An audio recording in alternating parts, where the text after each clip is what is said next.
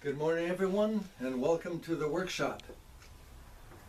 Don't worry, folks, I'm not going to talk politics today. This is strictly a radio program. What I have for you today is kind of a quiz to test your knowledge of antique shortwave radios that we like to call boat anchors. What do you suppose I have up here on my workbench under this nice protective cover my wife made for me? Well, if you guessed it was a boat anchor, you would be absolutely right. But what brand of boat anchor? Who made it? And what is the model number? Can anybody possibly guess? I have a few hints to help you along. This receiver was made between 1956 and 1959. Original selling price was $294 to $299, and that was a lot of money in 1959, a serious amount. Here's a good hint for you radio guys. This was the very last single conversion receiver made by this manufacturer. And one more hint.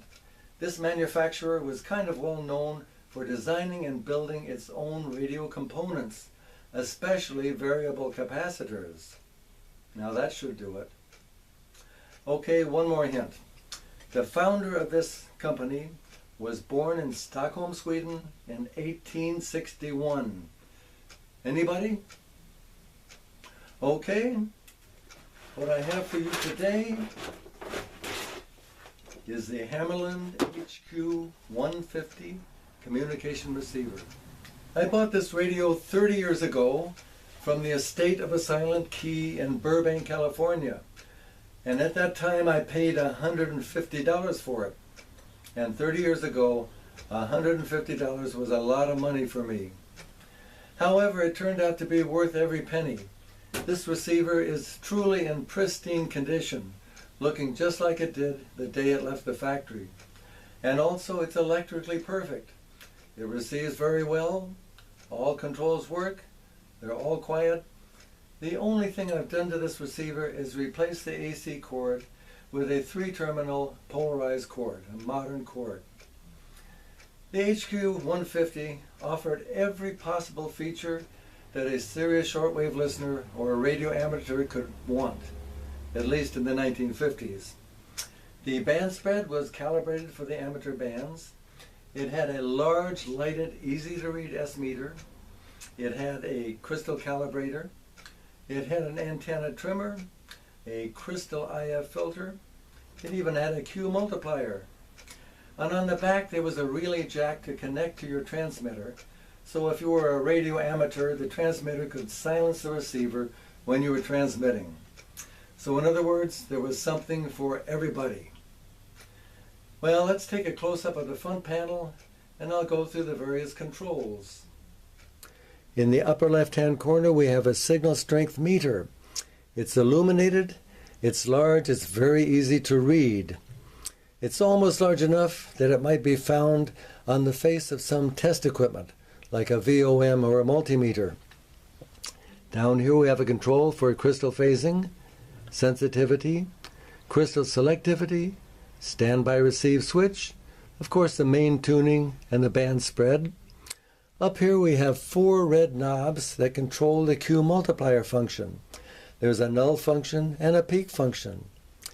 Here we have a nice little control. This is an antenna trimmer that actually works. It actually peaks the signal. Down here we have a 6-position band switch selector. The range of the receiver, of course, is from broadcast band to about 31 megacycles, and this range is broken up into 6 individual bands. Band spread over here. Here we have a noise limiter switch, audio gain and off switch. Here is the crystal calibrator that gives you 100 kilocycle marker signals throughout the range of the receiver. Here's the control for manual, automatic volume control, and to turn on the BFO. And here is the BFO pitch. It's a very nice layout of controls, only one thing is missing. I'm wondering why Hammarlund didn't give it a 3-position tone control like all the Helicrafters radios have. Otherwise, it's a darn nice setup. A really unusual thing about the controls on the Hammarlund is the size and the position of the tuning knobs. Main tuning here, band spread here. Each one measures 2 1/4 inches across, which is a pretty darn big tuning knob. And you will notice they are thoughtfully placed down at the bottom of the front panel. This means you can rest your hand on the table while making minute adjustments. And it will be comfortable to leave your hand on the table for as long as it takes. Now this is something apparently helicrafters never caught on to, but it's an excellent idea. And above each tuning knob is an illuminated window with the dial scale. This one for main tuning frequencies, and this window for the band spread, which is also calibrated for the amateur bands. And if that's not enough, if you want to quickly scoot from one end of a band to another, all it takes is a flick of a wrist. Each of these controls is equipped with a nice flywheel under the chassis. Let's have a look under the cover. If you like tubes, and who doesn't, this receiver is for you. It has a total of 13 tubes. Now there are two things you might notice right away. Two things that are fairly common to the high-end shortwave receivers. First of all, there is no internal speaker. The receiver must be connected to an external speaker. And secondly, you might notice there are no tuning capacitors visible. They are all hidden under this enclosure, which is a very good idea because it, number one, keeps them clean, and number two, gives them some electrical shielding. On top of the big enclosure are two smaller enclosures. This one is the crystal calibrator, and this one is the Q multiplier. The left side of the chassis is mostly devoted to IF and RF functions, except for this tube here. This is a VR105. It's a gas-filled voltage regulator tube, and it glows purple when it's working correctly. Now, shortwave receivers don't necessarily have to have voltage regulation, but it's a very nice feature.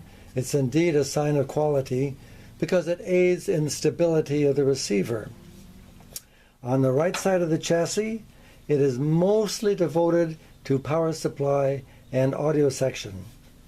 In the back corner here, we have a big, hefty, overrated power transformer that barely gets warm after hours of continuous operation. This is the biggest tube in the receiver. It's a 5U4GB, which is a full wave rectifier tube. And next to it is a can that holds the filter capacitors, electrolytic capacitors. Here we have the audio output tube. It's a 6V6 GT. Next to it is the audio output transformer. Now, a very nice thing about this receiver is that there are absolutely no dial cords to twist, slip, break, or have to be replaced. The tuning drivetrain is very simple and direct. There is a small friction pulley, and there are a couple of gears. And believe me, working on a receiver with no dial cord is truly a blessing. Everything about this fine old receiver says quality. It was made with integrity, and it was made to last.